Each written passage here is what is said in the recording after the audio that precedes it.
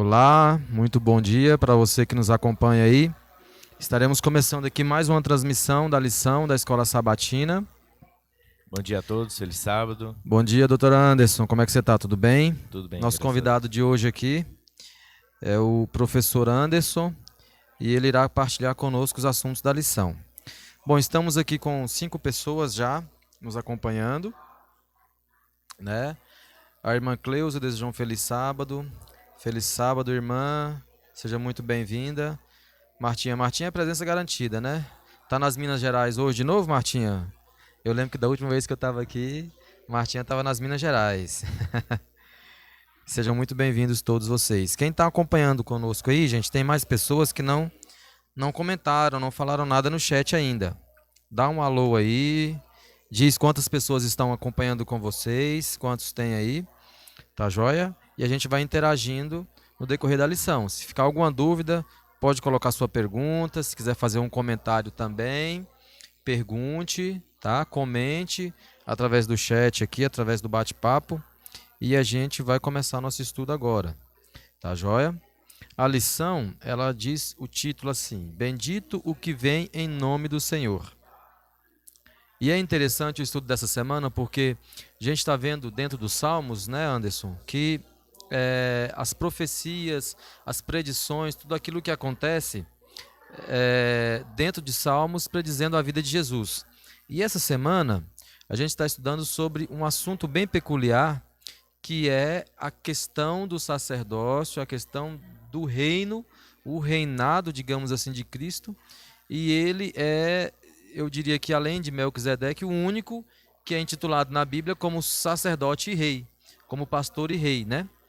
E porque, na verdade, o sacerdócio e o reinado são dois contextos diferentes, mas apenas Cristo executou isso, exerceu isso, né?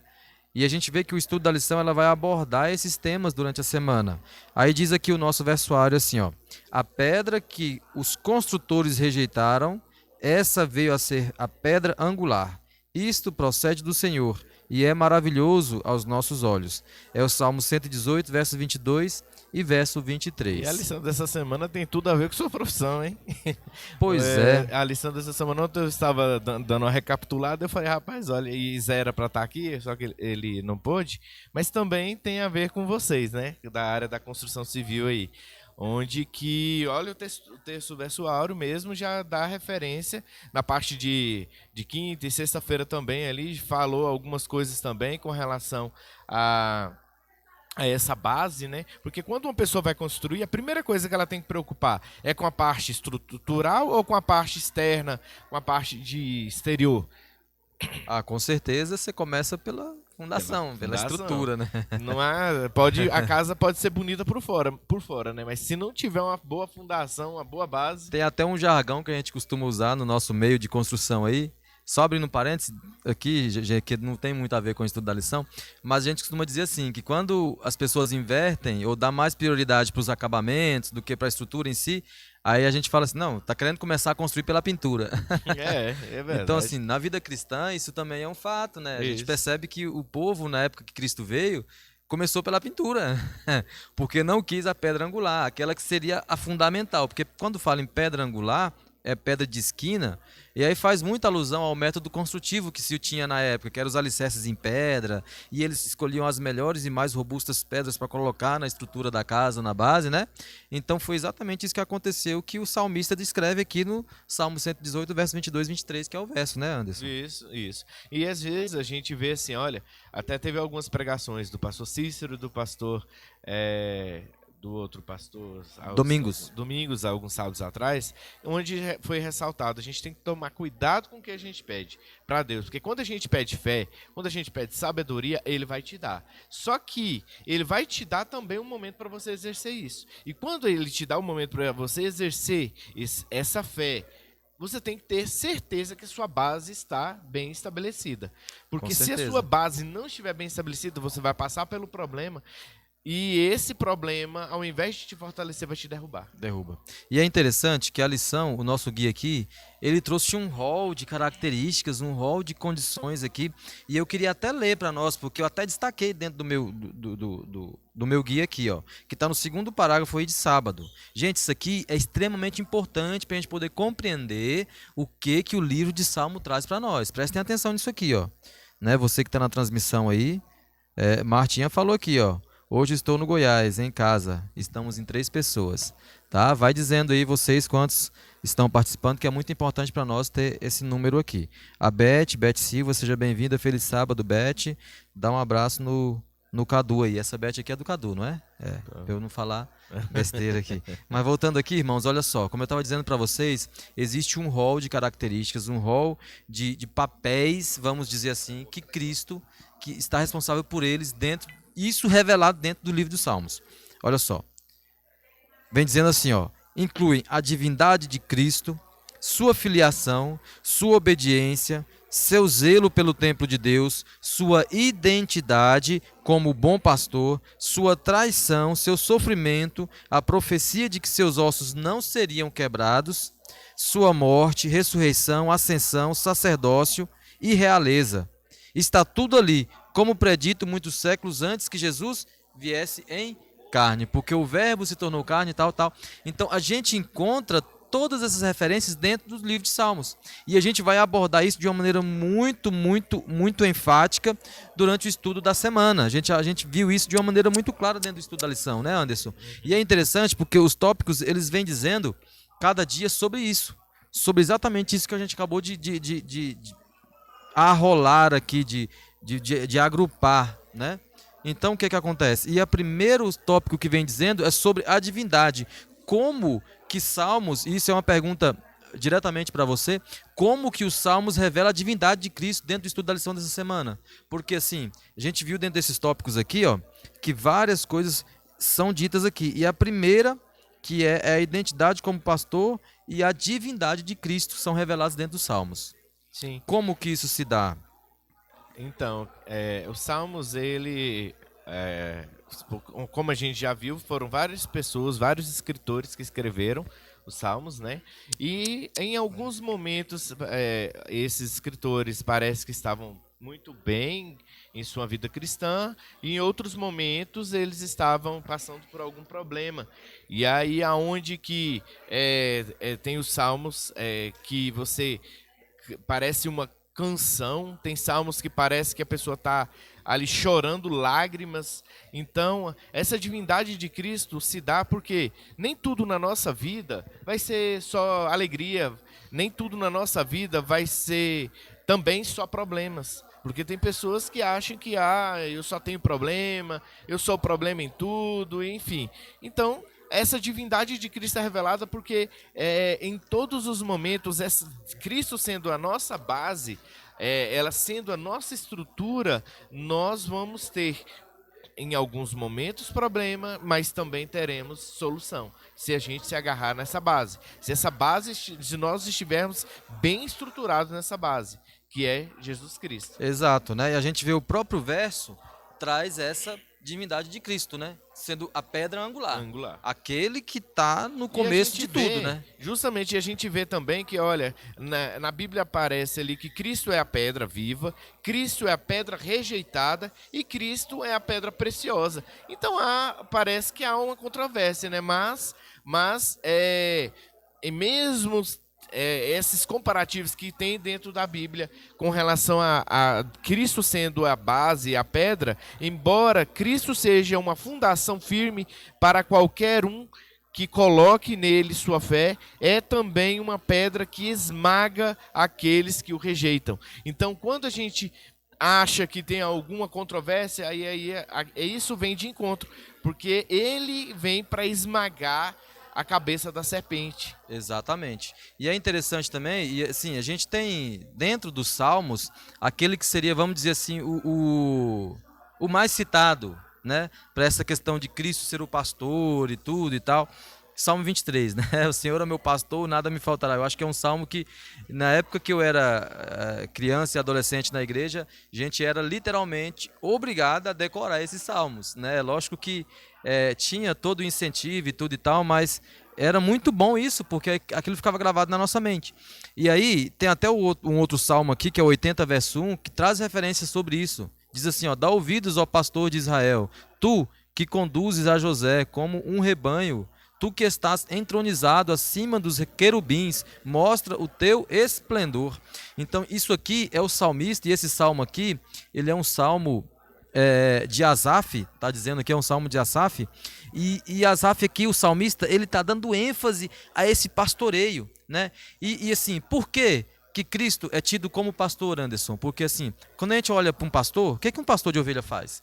E aí, por que a Bíblia chama Cristo de pastor em relação à vida cristã nossa? Ele é o líder, ele é a cabeça, né? Então, assim, a Bíblia relata e ressalta a questão do pastoreio quando ele conduz a ovelha, e no caso, o pastor conduz, fazendo alusão do pastor de ovelhas literal, ele conduz, a ovelha reconhece a voz do seu pastor, né? E aí a ovelha sabe que o pastor, ele não vai levar ela para caminhos que vai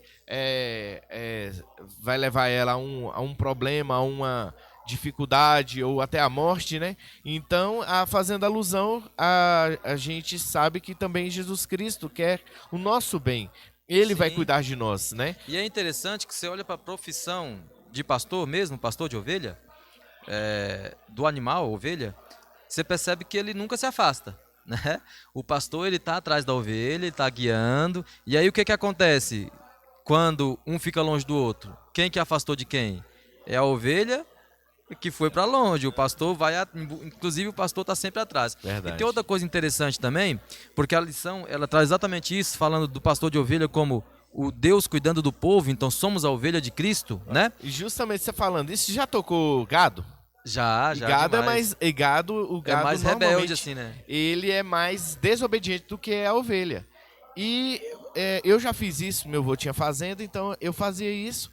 E assim, nossa, como que é interessante. Muitas vezes você não precisa, às vezes você tem que falar algumas palavras para o gado conduzir, você conseguir conduzir o gado ali, mas o pastor não precisa disso. Ele vai andar ali, ele muitas vezes só dele chamar e ele está andando, o rebanho está indo. O gado não, você tem que ir conduzindo, né? Indo de lado e tal, para conduzir direitinho o gado para onde você quer levá-lo. Exato, e é interessante até o que eu ia dizer, que os pastores modernos, porque essa profissão, gente, ela não foi extinguida não.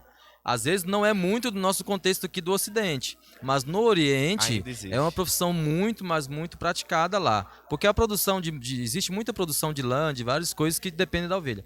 E aí a lição até traz isso, o nosso guia, falando que as ovelhas, elas reconhecem o pastor pela voz.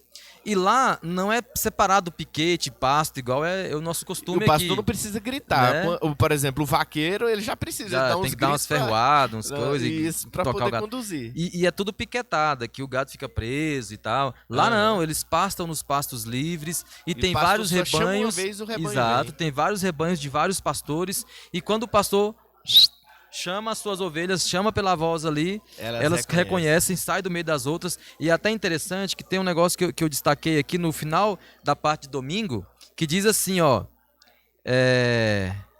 Aqui, ó. Além disso, Jesus disse que chamaria suas ovelhas de outros apriscos e as uniria em um só rebanho. Tá no finalzinho de domingo lá. Olha que coisa maravilhosa isso. Isso aqui é uma profecia, gente.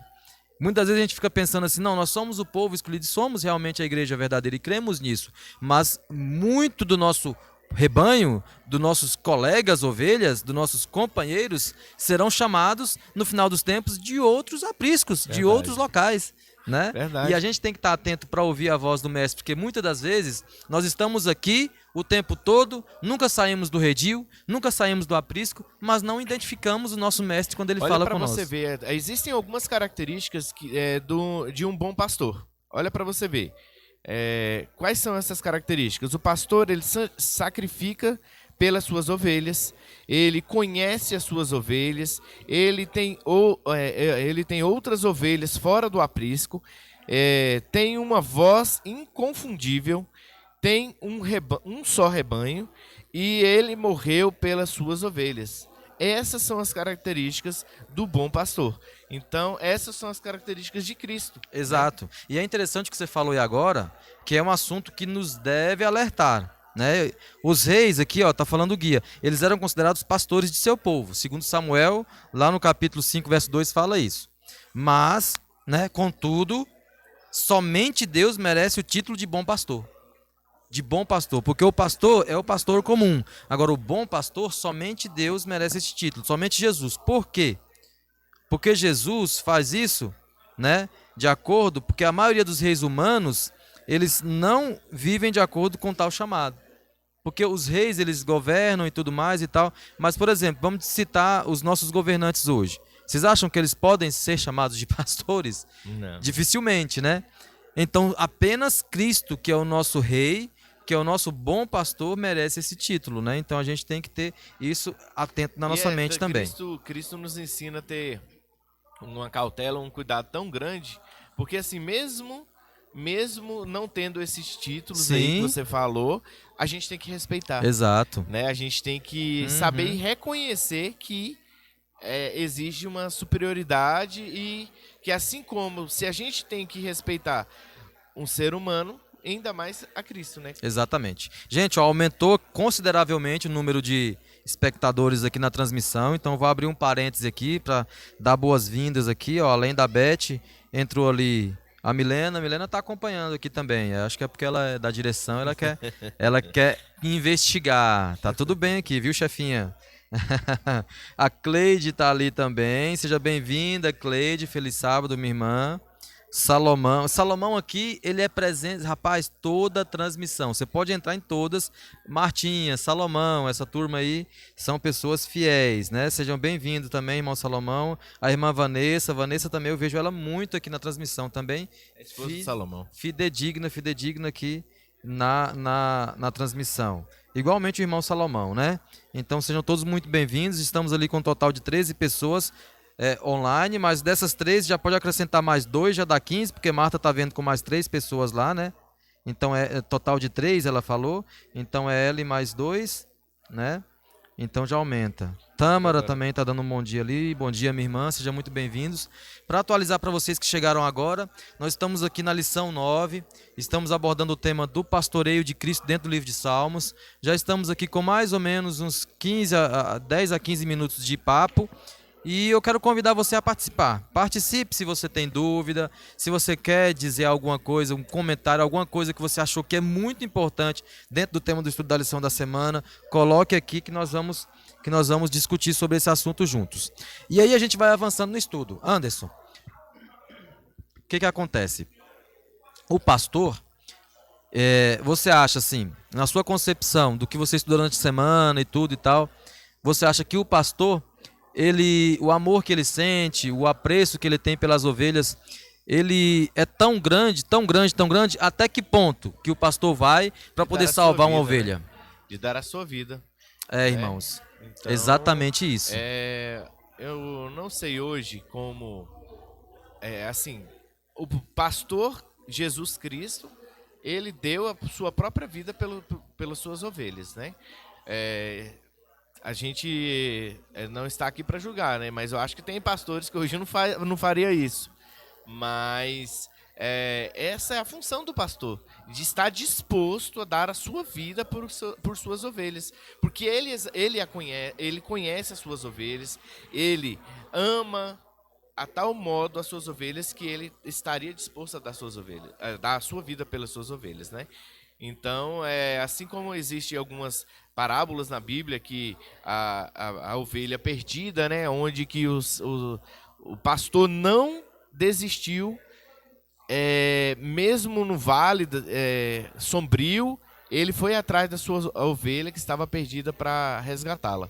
E é isso que a gente vê, que a função do pastor, né, mais uma vez, que está preocupado, que está atrás, em busca do seu rebanho, da ovelha perdida, né?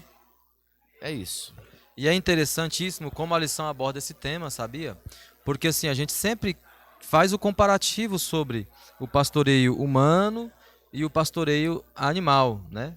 A gente sempre faz esse comparativo.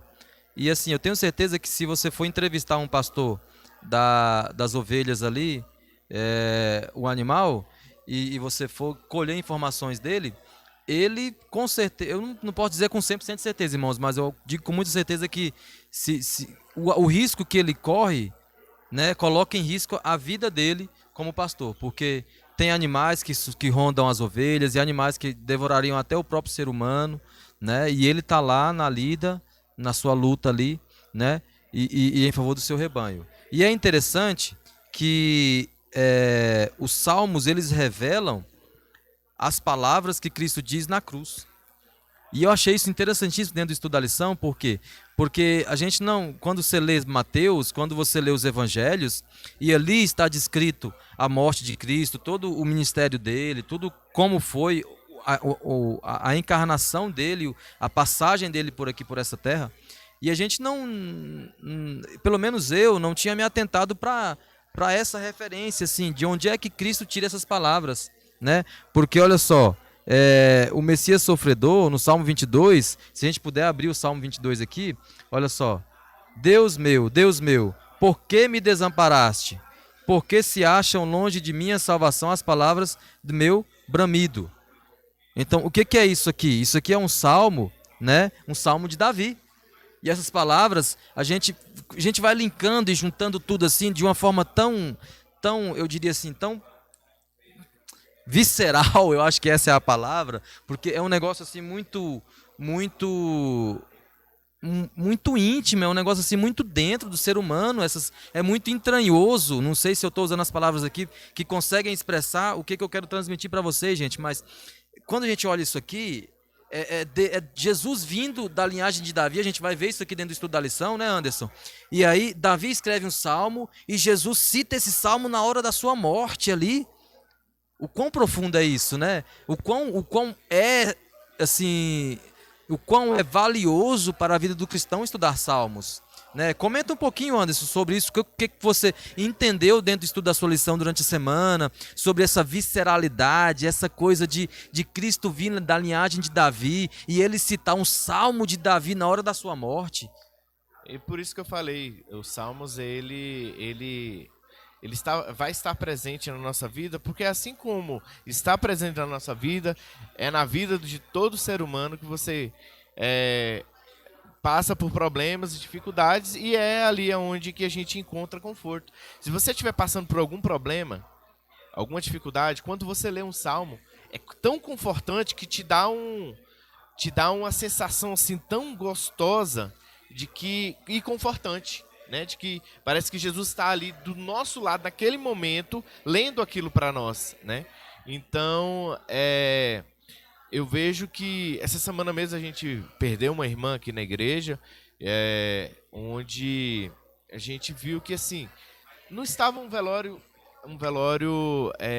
com pessoas, vamos se dizer, foi triste, pessoas vão sentir falta, estão sentindo falta, mas foi confortante ver que não estavam desesperados. E é onde que a gente vê que quando o cristão ele se apoia na base, que é Cristo, se apoia, igual você falou com relação aos salmos, que é confortante para a vida do cristão, seja em momento bom ou ruim,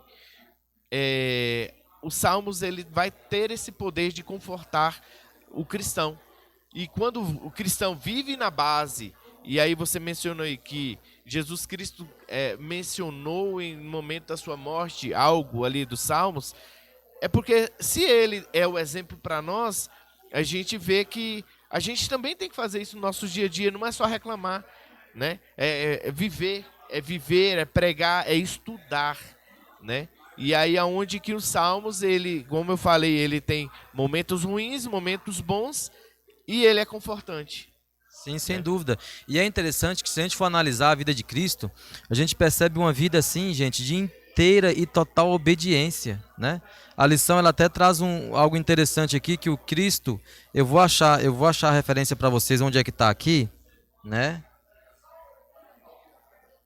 Eu vou achar. Daqui a pouco eu vou achar o que eu quero dizer, não vou nem comentar agora. Mas E a gente acha que assim, com relação a sofrimento, Messias também, Jesus, ele sofreu? Messias, Jesus, sofreu? Demais, né? Sim. Então ele foi abandonado por Cristo, né? Isso fala em Salmos. ele foi desprezado pelo povo, e era necessário que ele fosse abandonado pelo pai? Era necessário. Sim. Né? Ele foi desprezado pelo povo e ele foi condenado pela lei. Exatamente. E aqui tá, ó, falei que eu ia encontrar, encontrei para vocês aqui, que tá no estudo adicional, lá na parte de sexta-feira, que a lição sempre traz citações de Ellen White, né? E aí no meio ali do segundo parágrafo tem assim, ó: como filho do homem, deu-nos o exemplo de obediência, porque ele foi 100% obediente. Como filho de Deus, dá-nos poder para obedecer. Então isso aqui, eu diria que assim, se eu esquecer tudo que eu aprendi durante a semana na lição e eu pegar essa frasezinha, essas duas frasezinhas aqui e criar como regra para a minha vida, já vai ser um aprendizado infinito, irmãos. Porque olha só, pegar o exemplo de Cristo como filho do homem, que a Bíblia cita, filho do homem, filho do homem. Por quê? Porque ele recebe essa criação humana. Esse é o filho do homem, né? Como exemplo de obediência para nós, porque não houve momento em que Cristo desobedecesse ao Pai. E aí, como quando você pega o Cristo, o Deus, Cristo, Filho de Deus, né? Esse rei que reina, aí você encontra nele, pelo fato dele ter sido 100% obediente, você encontra nele a capacidade, porque nós não temos capacidade de ser obediente igual ele foi como homem. Eu fico olhando né? assim hoje, Adalto, como Cristo olha para nós e como Cristo lidar conosco. Você é pai, eu também. É fácil educar uma criança, Adalto? Nossa, é um desafio a cada dia, meu Deus do E, céu. e aí eu vejo assim a questão de Cristo, como ele olha para nós, como às vezes a gente cai, a gente machuca. E assim como quando sua filha cai e machuca, como que você fica? É uma aflição, uma agonia assim que você queria estar no lugar No lá, lugar. né? Você Se queria estar no possível, lugar. se pudesse trocar de lugar, a gente faria isso, porque a gente não quer os nossos filhos sofrendo. Então a gente vê isso. Imagina Cristo, quando você está passando por um problema, uma dificuldade, como que ele também se sente. Você que é mãe, você que é pai. Então a gente faz essa alusão que Cristo, ele não quer que nós soframos, ele não quer. E é isso. interessante porque essa citação que você faz já nos dá um gancho para comentar a parte de terça-feira do estudo da lição. Porque o que a gente estudou lá na parte de terça-feira, irmãos? Algumas pessoas podem até ter tido um pouquinho de dificuldade para poder pegar esse tema, porque ele parece ser um tema um pouquinho complexo dentro do contexto do estudo da lição da semana, que é a parte davídica. Até essa palavra ela é uma palavra até interessante da gente utilizar, né? Aconteceu até um dia a gente estudando junto lá e a Milena Lena ela leu da Dídica e eu peguei e até brinquei com ela na hora. Mas o que quer dizer essa aliança davídica? Porque quando a gente olha para a vida de Davi, se a gente olhar a partir de um parâmetro, a partir de uma perspectiva, você vai encontrar Davi como quem? Como um homem segundo o coração de Deus. Mas e se a gente olhar por alguma outra perspectiva, a gente vai encontrar Davi como quem? Como um adúltero, como um assassino. Então, como é que a gente consegue explicar olha essa aliança ver. davídica? Olha para você ver, olha, no Salmos 89, verso 19 a 37, quem fala ali é Deus, o próprio Deus. E ele nos lembra do que ele fez por Davi, de que sempre será fiel à sua aliança. Então o Senhor escolheu Davi, o Senhor preparou Davi, o Senhor exaltou Davi e o Senhor estabeleceu Davi. E o cumprimento final das grandes promessas que Deus fez a Davi, deu-se em Jesus Cristo, o filho de Davi. Olha para você ver como que isso é interessante. Então, assim, mesmo o cara tendo passado por problemas e dificuldades, porque às vezes a gente ser humano, a gente faz igual você falou aí, a gente toca o dedo na ferida e vai falar lá do problema principal da vida dele, que foi a parte de... É como eu disse, né? A base da perspectiva. Perspectiva, no sentido da palavra, o significado dela, é de onde você olha. Porque, assim, por exemplo, para Anderson, que é dentista, né? Ele, quando vai analisar uma radiografia, uma tomografia, algum exame de imagem, e aí você tem exames ali que são 2D, né? E você tem exame 3D. Eu não sei se tem alguma coisa mais avançada do que isso, mas deve ter. 4D, sei lá. Né? Então, o que significa isso? Dimensões. Então, 2D são só duas dimensões. Você vai ter altura e largura. Você tem uma xerox que é retangular, que você vê a imagem chapada assim, como se fosse um plano reto. 3D, você já tem uma terceira dimensão.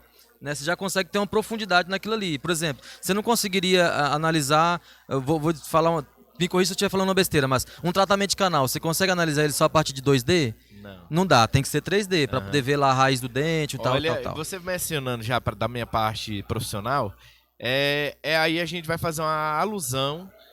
Eu vou fazer um comparativo, não te expondo, mas você lembra que você chegou na minha clínica, você tinha um dente que tinham falado que já estava perdido. Sim, sim. E aí a pessoa já desistiu, já queria arrancar e fazer um implante, não foi isso? Aham, foi Então com o que essa- que acontece? Jesus Cristo, ele nos ensina que não desistir, não Exato. desistir.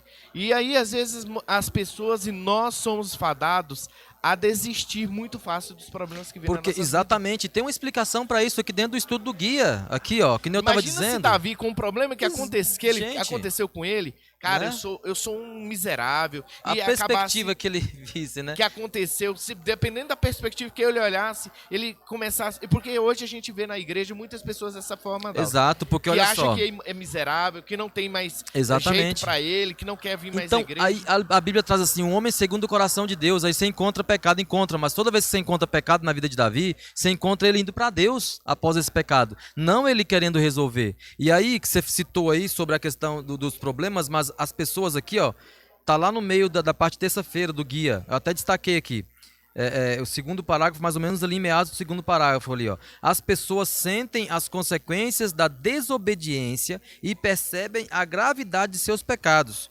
Contudo, elas perguntam assim, ó, até quando? Apelando para o caráter passageiro da ira divina. E ele realmente é, como você citou lá em Salmo 89:46, né? A esperança renovada vem da convicção da fidelidade de Deus para lembrar-se da sua graça. O Salmo cita a graça de Deus. E essa aliança, ela foi tida como perpétua, irmãos. Essa aliança que foi feita na linhagem de Davi, ela é tida como perpétua. Por que perpétua? Porque o nosso Senhor, o pastor maior, o Rei Jesus Cristo, ele vem dessa linhagem e Deus, a partir desse ponto, ele é fiel na promessa dele, dessa aliança, de torná-la perpétua. Então ela vai durar pela eternidade. Algo que é perpétuo dura para sempre. Para sempre. Né? Então essa é a forma que a gente tem para poder entender quando cita a aliança davídica. Então entendamos de uma vez por todas esse assunto. A aliança davídica é Deus, Jesus que vem da linhagem de Davi, descendente de Davi. Se você ver a genealogia dele, você vai parar em Davi. E essa aliança foi feita e Davi, um homem segundo o coração de Deus. Olha só o que é você comparar o coração de homem com o coração de Deus. Verdade. Não é algo mole não, né? E olha quantas alianças que Deus, ele no decorrer da trajetória do ser humano, ele tem feito com o ser humano, né? Desde lá do Éden, depois ele fez outra aliança, né? Quando destruiu esse mundo em água, teve o arco-íris demonstrando aliança, e no final no final, quando o mundo será destruído em fogo, haverá. Você sabe que um dos últimos acontecimentos que vai acontecer, o que vai acontecer no céu? Também vai aparecer Exatamente. o sinal do arco-íris de uma aliança. A aliança de Porque Cristo, essa né? aliança de Deus com o ser humano, ela é perpétua. Ela nunca vai deixar de existir. Só que muitas vezes nós é que acabamos com essa aliança, né? Nós que destruímos essa aliança. Davi, ele teve os seus altos e baixos, assim como todo ser humano. Às vezes a gente culpa o pecado de Davi como a parte que ele adulterou, mas às vezes a gente adultera fazendo outras coisas, né? A gente adultera, a gente faz coisas que não são segundo o coração de Deus, e às vezes a gente acha ainda digno e acha que a gente é melhor do que Davi. Ou, né? Então a gente tem que saber que todos nós, existe até uma passagem que fala, todos nós pecamos e destituídos estamos da graça de Cristo. Então, quando a gente reconhece isso, a gente está aceitando as bênçãos e aceitando a aliança de Cristo. Exatamente. E aí a gente observa que esse rei, esse pastor, esse bom pastor, né, esse sacerdote, que são os vários temas que a gente encontrou, e eu quero até citar alguns deles que a gente comentou, eu acho que a gente comentou quase todos eles aqui, dentro daqueles que estão reunidos lá na parte de sábado. Olha só, né? Primeiro, a divindade de Cristo. A gente falou, o primeiro assunto que a gente falou foi sobre a divindade dele, né, Anderson? Né? A sua filiação, realmente ele é filho do homem, filho de Deus, demonstrando obediência e poder para obedecer, porque ele é obediente como filho do homem, mas o poder para obedecer não vem do homem. A gente ficou muito claro aqui que ele vem do Filho de Deus, Sim. o próprio Cristo, o Rei, né? A sua obediência, seu zelo pelo templo de Deus, a sua identidade como bom pastor, né? A traição, o sofrimento de Cristo, a profecia de que seus ossos não seriam quebrados, sua morte, ressurreição, ascensão, sacerdócio e realeza. E aí, acho que desses temas que a gente não falou aqui, talvez seria o sacerdócio, a realeza, aqui a ascensão e o sacerdócio e a realeza dele. E a gente encontra isso descrito dentro da parte de quarta-feira, que é uma parte interessante aqui para a gente poder falar sobre ela.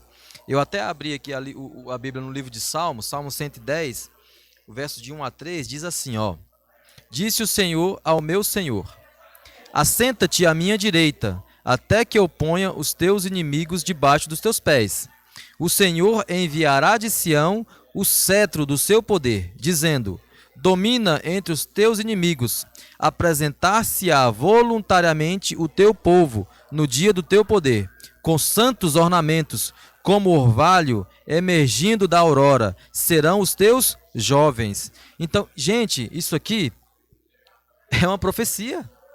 Para analisar isso aqui. Isso aqui está predizendo algo que vai acontecer no futuro. Então, o que está sendo predito aqui? Exatamente a ascensão, a divindade e a posição de Cristo como Rei divino. É isso aqui que Davi cita nesse salmo, né? E dentro desse contexto, o Rei, ele é eterno e ele tem poder inigualável, que é o tema que o guia traz como subtítulo aqui da parte de quarta-feira. Então, você encontra aqui exatamente essa explanação da divindade de Cristo, né?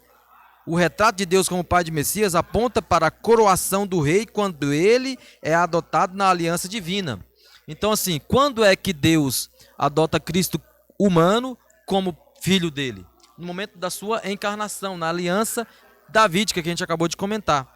E aí a gente traz esse relato da divindade, a superioridade, a eternidade de Cristo, o poder inigualável que ele tem, de acordo com as profecias, né, de que os seus ossos não seriam quebrados. É a profecia que a gente encontra dentro do livro de Salmos. Por quê? O que significa quebrar ossos? A morte eterna de Cristo.